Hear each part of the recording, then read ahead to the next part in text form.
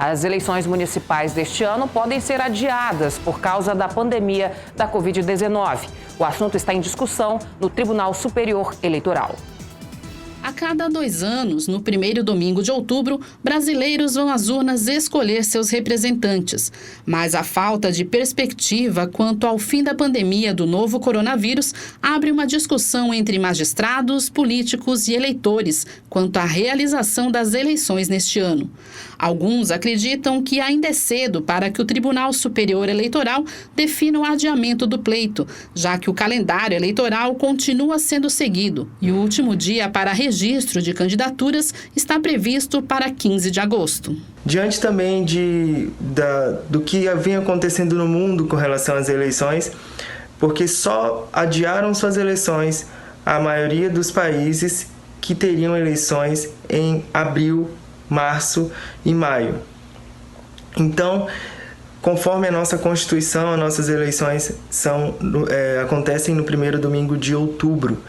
Acreditamos ser precipitado nesse momento discutirmos sobre o adiamento. Isso vai depender muito do avanço da doença e do momento em que a gente vai se encontrar daqui a partir de agosto ou a partir de julho. Eu vejo que se as eleições forem mantidas e nós continuarmos com essa pandemia da forma que está, seria um risco muito grande para a população. No entanto, hoje, da forma que nós estamos, das previsões que nós temos e das informações que nós temos, ficaria muito difícil adiar as eleições sem saber uma data em que estaríamos seguros. Então eu vejo que no momento atual, da forma que nos encontramos, a realização das eleições seria muito arriscado e perigoso.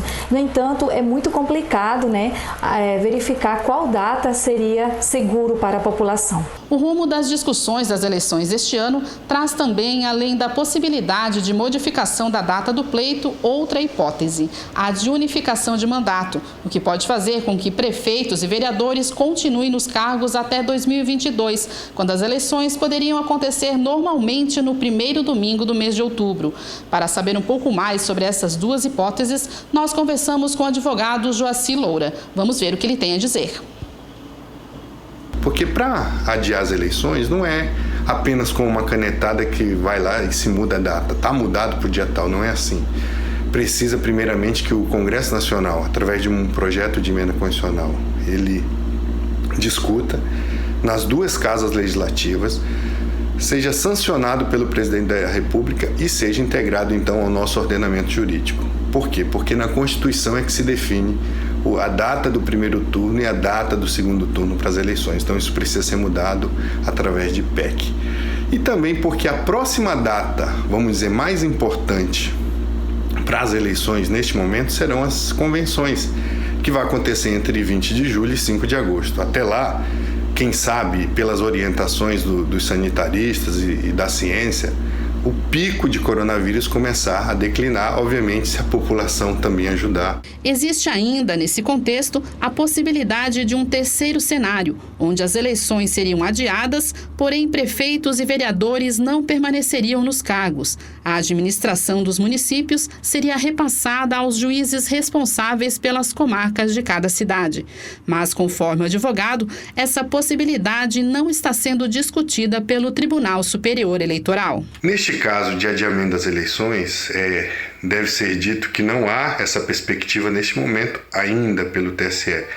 Todavia, se acontecer o adiamento das eleições, será feito as eleições ainda em 2020, para que não haja a vacância dos cargos. Ou seja, se faz as eleições em dezembro e em janeiro já se toma posse todos aqueles eleitos. Então, dentro de uma perspectiva jurídica, normativa, a assunção das prefeituras por juiz é possível. No entanto, a meu sentir, muito remoto, porque as eleições, ainda que adiadas esse ano, seriam feitas dentro do próprio ano de 2020. Muito bem, Everton Leone, mais uma incerteza para o povo brasileiro, né? Certeza para o povo. Pois é, Meire Santos. A gente já esperava que fosse assim. Agora, você já imaginou, Meire? Primeiramente, obrigado, doutor Joaci Loura Júnior, excelente profissional do direito, que está aí mais uma vez colaborando com o nosso jornalismo.